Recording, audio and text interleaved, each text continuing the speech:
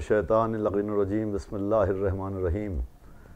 हज़रात मोमिनीन किराम सलाम अलैकुम। मैं अब्बास इरशाद नक़वी हुसैनी चैनल के तवस्सुस से तमाम मिल्लत मुस्लिमा खुसूसन मिल्लत तशय्यो की खिदमत में इस ईद की मुबारकबाद पेश करता हूँ और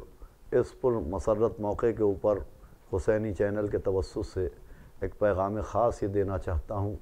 कि ये ईद जैसी नेमत और ईद जैसी सादत हमको अल्लाह की इनायत से हासिल हुई है। जहाँ अल्लाह ने माह रमज़ान जैसी अज़ीम नेमत को हमारे हिस्से में सब्त किया, वहीं माह रमज़ान के बाद ये रोज़ ईद हमारे लिए इसलिए आया है कि हम अल्लाह का जितना भी शुक्र अदा करें वो शुक्र कम होगा, और इसके साथ साथ हम ईद की अहमियत और ईद के मकसद को भी समझें। यकीनन ईद खुशी का दिन है। इस दिन मसरत का इजहार भी करना चाहिए, दायरे शरीयत में रह के एक दूसरे को मुबारकबाद भी पेश करना चाहिए और मसरत का मुजाहरा भी करना चाहिए, मगर आमाल ईद के मकासद को भी समझना चाहिए। रोज़ ईद हम जितने भी आमाल ईद अंजाम देते हैं, चाहे वो नमाज ईद हो,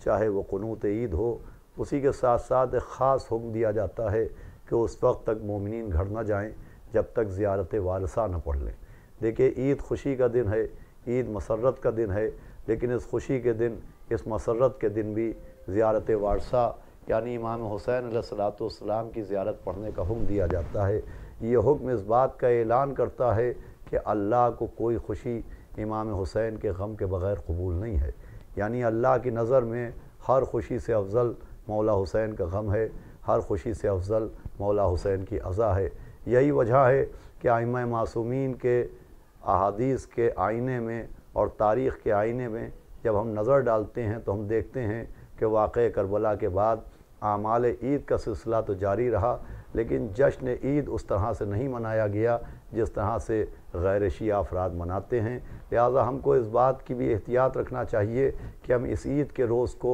उसी तरीक़े से मनाएं जिस तरीक़े से हमारे आइम्मा मासूमीन ने मनाने का हुक्म दिया है। आखिरी पैगाम इस ईद के मौके के ऊपर ये भी है कि वो अफराद जो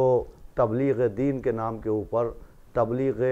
तशय्यो के नाम के ऊपर, तबलीग़ किरदार साज़ी के नाम के ऊपर अय्याम अज़ा में अज़ादारों को इस्लाह का हदफ बनाते हैं और अज़ादारी की इस्लाह करने के लिए मुख्तलिफ़ किस्म के बयानात देते रहते हैं, उनसे अर्ज़ करना है कि जहाँ आप 2 महीने 8 दिन अज़ादारों की इस्लाह के सिलसिले में कोशा रहते हैं, वहीं एक नज़र रोज़ादारों पर डालिए। जहाँ आप अय्याम अज़ा में तबलीग़ के दौरान ये गुफ्तगू फरमाते हैं कि सिर्फ़ मातम करने से कोई फ़ायदा नहीं है, सिर्फ़ अज़ादारी करने से कोई फ़ायदा नहीं है, अज़ादारी का किरदार पर भी असर होना चाहिए। जहाँ आप ये बयान करते हैं कि अगर अज़ादार के किरदार में तब्दीली नहीं आई, अगर अज़ादार के अखलाक़ में तब्दीली नहीं आई तो अज़ादारी का कोई फ़ायदा नहीं है। आपसे गुजारिश है कि खुदा के लिए आप ये भी गुफ्तगू करें, आप ये भी पैगाम दें कि 30 रोज़े रखने के बाद अगर रोज़ादारों के किरदारों में तब्दीली नहीं आती है, अगर रोज़ादारों के अखलाक़ में तब्दीली नहीं आती है, अगर रोज़ादारों के अक़ायद में तब्दीली नहीं आती है